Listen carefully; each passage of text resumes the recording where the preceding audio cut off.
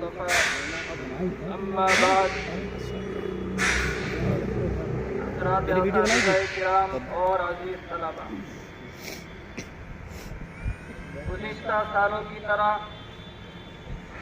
آج یوم جمہوریہ ہمارے سامنے جلوہ نما ہے۔ آج ہم اس کی خوشیاں اور سالگرہ منانے میں مگن ہیں۔ بچے اسکولوں اور مدرسوں کے اندر ترانے گنگناتے ہیں، بڑے جھنڈے لہراتے ہیں، جوشیلی تقریریں کرتے ہیں۔ ہر چھوٹا بڑا لیڈر یوم جمہوریہ کے موقع پر کم از کم ایک بیان تو دینا ہی چاہتا ہے۔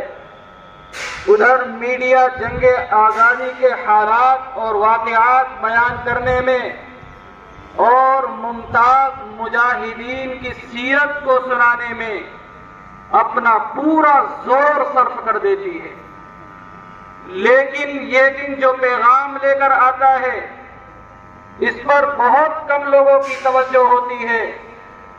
بہت کم اخبار اور بہت کم رسائل ہیں جو محاسبہ کرتے ہیں۔ یہی وجہ ہے کہ آج ہماری نئی نسل ہمارے اسکول اور مدرسے کے اسٹوڈنٹس اور طلباء یہ تو جانتے ہیں کہ مولانا ابوالکلام آزاد کون تھے، مہاتما گاندھی کون تھے، سبھاش چندر بوس اور پنڈت جواہر لال نہرو کون تھے، ان کی کیا کیا خدمات ہیں اور انہوں نے کیا کیا تیر مارے ہیں۔ اگر میں آپ ہی میں سے کسی ایک طالب علم کو بلا کر یہ کویسچن اور سوال کروں کہ بتاؤ ابھی جن حضرات کا نام لیا گیا ہے ان کی کیا کیا خدمات ہیں اور انہوں نے کیا کیا کارنامے انجام دیے ہیں، تو یقیناً وہ یہی جواب دے گا کہ یہ مجاہدین آزادی تھے۔ میں پوچھنا چاہتا ہوں کہ کیا جنگ آزادی دو بھائیوں کے بٹوارے کی لڑائی تھی کہ مہاتما گاندھی جی اور پنڈت جواہر لال نہرو نے آ کر صلح کرا دی، لو ہو گئی آزادی؟ کہ عزیز طلباء، نہیں، ہرگز نہیں۔ جنگ آزادی میں 2 صدیاں گزری ہیں اور ہزاروں لوگوں نے اپنی جان کی قربانی دے کر اس ملک کو آزاد کرایا ہے۔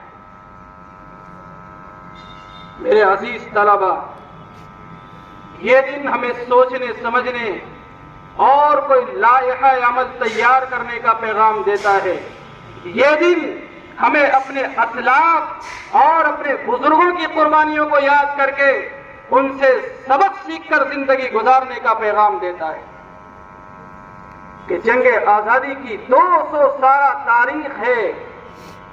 اس تاریخ کی ابتدا اس وقت ہو گئی جب 1756 عیسوی کے اندر نواب سراج الدولہ جیسا جری بہادر بادشاہ کا دور حکومت آیا اور وہ تاریخ دہرائی گئی جس کے اندر خون کی ندیاں بہہ گئی اور گاجر مولی کی طرح محبین وطن کو کاٹ کر رکھ دیا گیا۔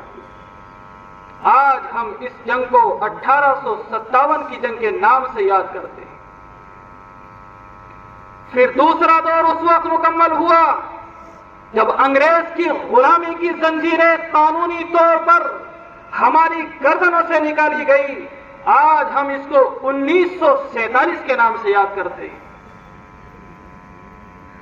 میرے عزیز طلباء، اگر ہم ان دونوں تاریخوں کا جائزہ لیں تو ہمیں معلوم ہوگا کہ 1756 عیسوی سے لے کر 1857 عیسوی تک طرح طرح مسلم قوم نے جنگ آزادی کی لڑائی لڑی ہے، اور اس جنگ کے اندر ہمارے بہت سارے امراء اور رؤساء اور شان مملکت نے گردنیں کٹوائی، اور اس جنگ کے خاطر ہمارے علماء، ہمارے بزرگان دین اپنی خانقاہوں، اپنی بوریوں اور مسندوں کو چھوڑ کر وطن کے خاطر میدان جہاد کے لیے کود پڑے اور اپنی جان کی قربانی دے کر اس ملک کو آزاد کرانے میں ایک اہم کردار ادا کیا۔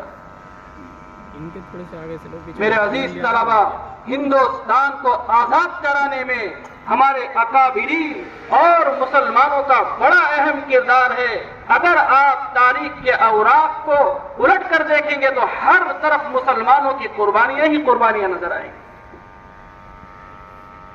خاص طور پر اس دور اندیش بہادر بادشاہ کی قربانی، جسے آج دنیا ٹیپو سلطان کے نام سے یاد کرتی ہے، کہ جب اس شخصیت نے دیکھا کہ ہندوستان کی سرزمین پر انگریز داخل ہو رہے ہیں اور سرزمین ہند کو روکتے ہوئے قبضہ کرتے چلے آ رہے ہیں، تو سوچا کہ اگر ان کے خلاف کوئی منظم طاقت مقابلے پر نہ آ سکی تو وہ دن قریب ہے کہ ہندوستان ان کی جھولی میں اور ان کی مٹھی میں ہوگا۔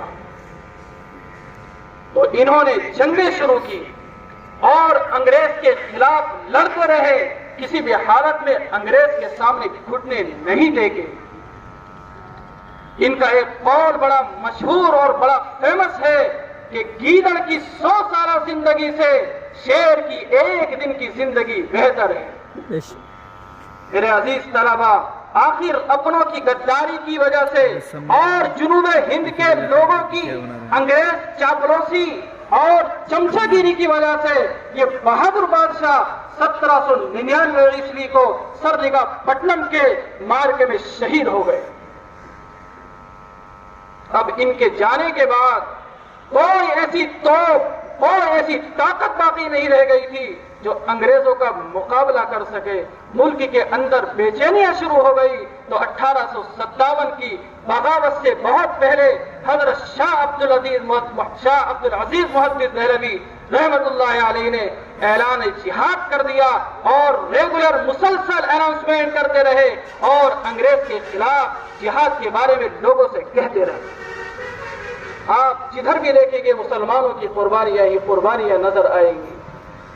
تھوڑا اور آگے چلتے ہیں، دیکھیے حضرت مولانا یحییٰ علی اور حضرت مولانا جعفر علی تھانیسری اور مولانا محمد شفیع لاہوری، ان تینوں حضرات کو انگریز عدالت نے پھانسی کا حکم سنا دیا تو انگریز مجسٹریٹ نے ان سے آ کر کہا کہ کل تمہیں پھانسی دی جائے گی اور تمہاری جائیداد کو ضبط کر لیا جائے گا اور تمہاری لاش کو تمہارے گھر والوں کو بھی نہیں دی جائے گی۔ تو میرے عزیز طلبہ، آپ کو حیرت ہوگی جب ان تینوں حضرات نے اس بات کو سنا تو ان کے چہرے پر خوشی کے آثار ظاہر ہو گئے اور انگریز یوں ہی منہ تکتا رہا اور کہنے لگا یہ کیسی قوم ہے، کم بخت لوگوں کو نہ تو کسی طرح کی کوئی پریشانی ہو رہی ہے اور نہ ہی ان کو اضطراب ہو رہا ہے۔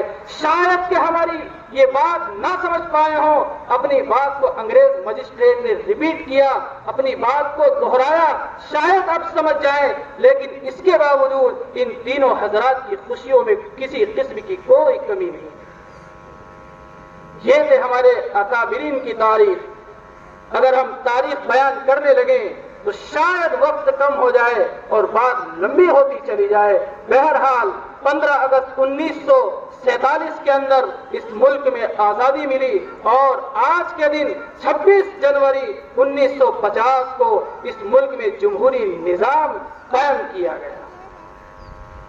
میرے عزیز طلبہ، سیکولر ملک کے قانون اور لا نے ہمیں ہر طرح کی آزادی دی ہے، حدود میں رہتے ہوئے مذہبی اور مسلکی تبلیغ کی اشاعت اور عبادت گاہوں کے تحفظ کی اجازت دی ہے، مگر افسوس ہے کہ آج اس ملک میں جمہوری نظام کو ختم کرنے کی سازشیں ہو رہی ہیں۔ نہ جانے کیسے کیسے خواب دیکھے جا رہے ہیں اور ہمارے مذہب اور ہماری شریعت کے اندر انٹرفیئر اور مداخلت کرنے کی کوششیں ہو رہی ہیں۔ اگر آپ کسی کو جمہوریت کا نام دیتے ہیں تو ایسی جمہوریت پر ہم کل بھی لات مارتے تھے اور آج بھی لات مارتے ہیں۔ اللہ سے دعا ہے کہ اللہ تبارک و تعالی ہم سب کو اسلام دشمن طاقتوں سے محفوظ رکھے۔ وآخر دعوانا ان الحمد للہ رب العالمین۔